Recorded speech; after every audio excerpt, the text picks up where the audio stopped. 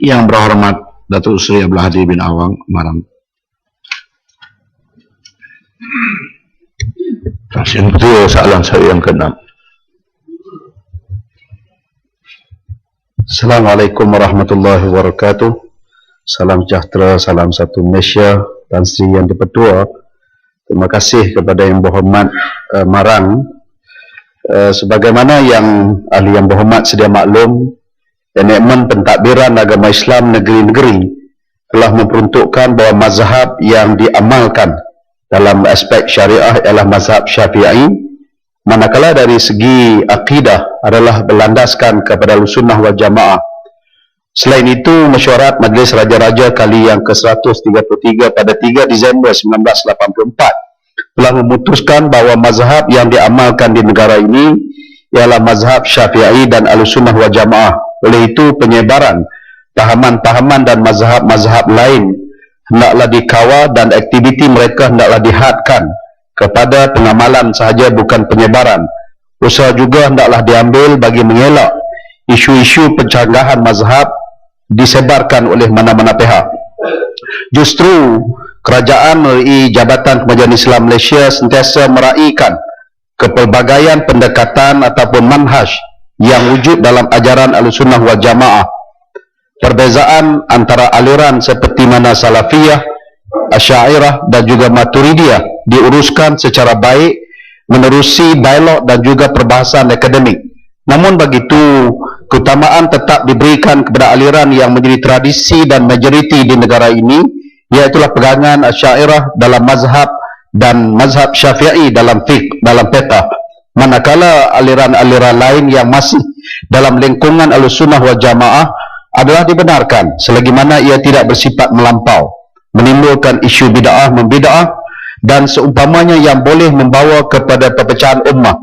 Di samping itu juga berbagai program penjelasan, penerangan dan penerbitan melalui dasar penerapan nilai-nilai Islam seperti program kepahaman Islam dan program penghayatan Islam telah dilaksanakan kepada kaki tangan kerajaan, agensi swasta, pemimpin-pemimpin masyarakat, pemimpin NGO, belia, mahasiswa APTA, APTS serta pengajian yang berterusan di masjid-masjid dan surau-surau bagi mendidik masyarakat berhubung perkara ini. Antara program yang telah dilaksanakan adalah seminar akidah peringkat kebangsaan, seminar akidah Ahlussunnah wal Jamaah, seminar kepahaman akidah, dakwah intelektual diskurs, isu-isu akidah, seminar pemantapan akidah saudara baru dan seminar pemunian akidah. Terima kasih.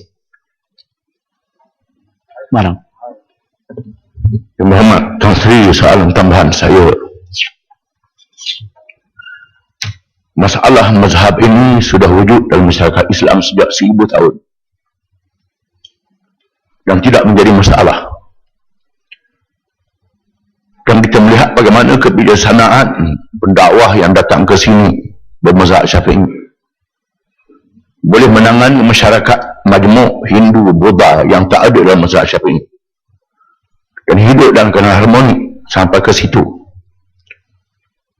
Dan kita melihat bagaimana berbeza antara jabatan agama negeri, contohnya Perlis yang kuat bersalafi dan ada negeri yang sangat kuat mazhab Syafi'i. Dan keterbukaan sudah wujud. Kita mengambil mana-mana yang kita anggap kuat dan lebih baik berdasarkan pada realiti masyarakat dan cabaran terkini. Saya akan sedar dan terbuka dalam masalah ini dan ditingkatkan lagi. Yang kedua, kita perlu juga jangan menerima tempias mazhab yang complicated yang ada di Asia Barat yang sudah lama macam-macam mazhab dan dia telah digunakan oleh peperangan secara proksi yang berlaku di Asia Barat hari ini antara kuasa-kuasa besar dunia Timur dan Barat yang berebut minyak, berebut mempertahankan Israel terusan Swiss, yang menggunakan mazhab melalui media-media untuk melagakan kalangan masyarakat Islam. Dan saya harap tempiah ini jangan dibawa ke negeri kita. Walaupun negeri kita ni tak ada mazhab itu, tapi dia bawa juga melalui mereka-mereka yang bebal, yang boleh mencetuskan masalah dalam masyarakat Islam dan mencetuskan masalah dalam masyarakat majmuk yang ada di negeri kita ini. Sejauh mana kepekaan pihak kementerian dalam masalah ini? Terima kasih. Tan Sri Yang di-Pertua, terima kasih kepada Yang Berhormat Marang yang telah memberikan pandangan yang begitu mendalam dan teliti tentang perkembangan mazhab dalam konteks negara kita Malaysia. Kerajaan amat meyakini bahawa dalam konteks kepelbagaian yang Berhormat Marang sebutkan tadi, bahawa sejak daripada dulu para ulama yang membawa Islam di Malaysia, bahkan kalau kita sorot kepada dalam konteks sejarah sendiri pun, yang membawa Islam yang memasuki Melaka seketika dahulu membawa pendekatan melalui proses dagangan, dan pedagang-pedagang yang membawa Islam adalah mereka yang begitu maju dan berjaya sehingga ketertarikan kalangan golongan-golongan pada waktu itu yang tidak beragama Islam kepada Islam ialah kerana kehebatan perniagaan dan juga kekuatan ekonomi yang mereka miliki.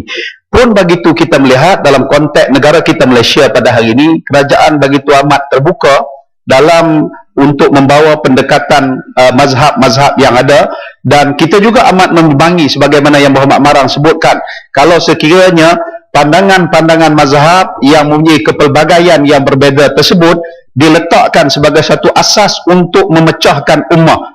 Lebih membimbangkan bukan hanya sekadar perpecahan itu dalam kelompok sesama umat Islam, apatah lagi kesan daripada kesan di antaranya mereka-mereka yang begitu terkesan dengan dakwah-dakwah di luar negara, yang sama ada di mana-mana negara menjadi rujukan di negara kita pada hari ini. Mereka itu begitu terkesan sehingga sampai kepada peringkat bid'ah membid'ah, sesat menyesatkan antara satu sama lain. Begitu juga jauh lebih dalam sehingga sanggup kafir mengkafirkan di antara satu sama lain dalam kelompok mereka mengaku mereka beragama Islam. Maka kebimbangan ini, pendekatan dakwah yang sedemikian adalah amat dibimbangi. Dan begitu juga kita melihat bahawa dalam konteks dakwah pada hari ini, kalau kita perhati, para ulama begitu amat berhati-hati dalam menghukum. Mereka tidak begitu tergesa-gesa menghukumkan orang itu kufur, orang itu dalam suasana sesat dan sebagainya, bid'ah sebagainya. Saya mengambil perhatian bagi pihak kerajaan bahawa kita juga ingin menjaga kerukunan ini, kerana sehingga sampai ke saat dan ketika ini Malaysia menjadi sebuah negara contoh, negara yang dianggap sebagai sebuah negara yang boleh hidup bersama, berkongsi kekuatan ekonomi dan juga sosial, berhubung antara satu sama lain, dalam masa yang sama mereka memiliki kepelbagaian agama. Dan inilah yang akan dipertahankan oleh pihak kerajaan. Terima kasih, Datuk Yang Betul. Berwas, ini soal agama. Agama sensitif. Kecuali kalau berwas mempunyai soalan yang agak tidak menimbulkan apa-apa isu. Sila. Terima kasih Tan Sri Yang di-Pertua.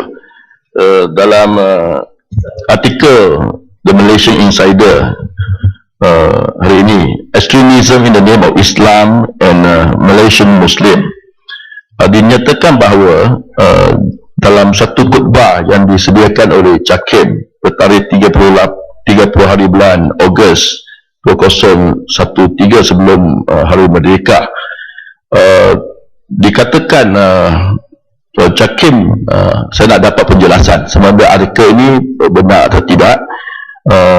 Orang Kristian dianggap musuh kepada Islam, dan juga pandangan Cakim tentang Tuhan dalam agama Kristian. Memang saya seorang Kristian dan memang Tuhan itu satu dalam agama Kristian, tetapi dikatakan Cakim mempunyai pandangan yang berlainan, hingga kan ia tidak berpendapat dengan satu dokumen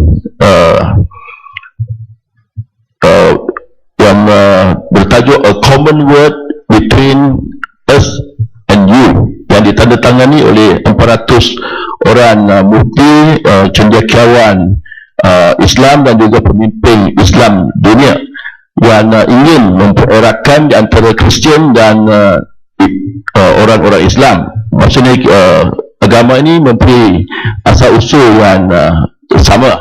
Tapi kalau adakah betul dalam khutbah 30 Ogos ini Cakim memberi pandangan Kristian ini musuh? Kerana saya berpendapat ini tidak baik untuk perpaduan negara. Tan Sri Petua, terima kasih kepada Yang Berhormat Berwas.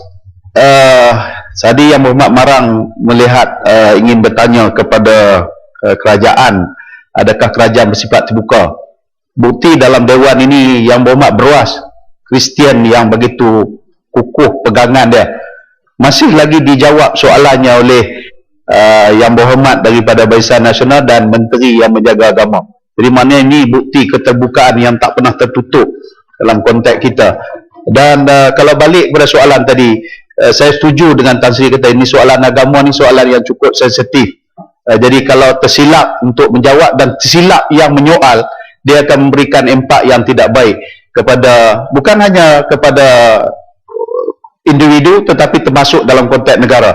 Saya merasakan bahawa soalan daripada Berwas tadi tentang khutbah Jumaat, saya rasa mungkin barangkali saya tak tahu Yang Berhormat juga mendengar khutbah tersebut, sebab khutbah tu dibaca di masjid. Jadi bila dibaca masjid, of course ada dia punya dokumen bacaan tersebut. Tapi mungkin barangkali dalam hal isu agama ni tak semua orang dapat memahami dengan baik bahawa tugas dan tanggungjawab masjid dan juga peruntukan perlembagaan perkara 3 perlembagaan negara menyebut secara jelas Islam is religion of federation, dengan izin Tan Sri Yang Dipertua, Islam agama persekutuan, lalu dalam bahasa Arabnya dinudaulah, agama untuk di Malaysia ini, dan agama lain bebas untuk mengamalkannya. Dan begitu juga dalam jadual 9 perlembagaan negara menyebut secara jelas bahawa undang-undang peruntukan agama adalah di bawah kuasa negeri dan juga sultan di negeri masing-masing. Kalau di Malaysia kita ada 9 buah negeri yang memiliki sultan dan 5 buah negeri yang hanya di bawah Yang di-Pertuan Agong, iaitulah Melaka, Pulau Pinang, Sabah dan Sarawak, dan wilayah persekutuan 5 buah negeri ini. Dan dalam konteks agama ini adalah di bawah selia takbir daripada Jabatan Agama yang diturunkan kuasa ataupun Majlis Agama Islam negeri masing-masing.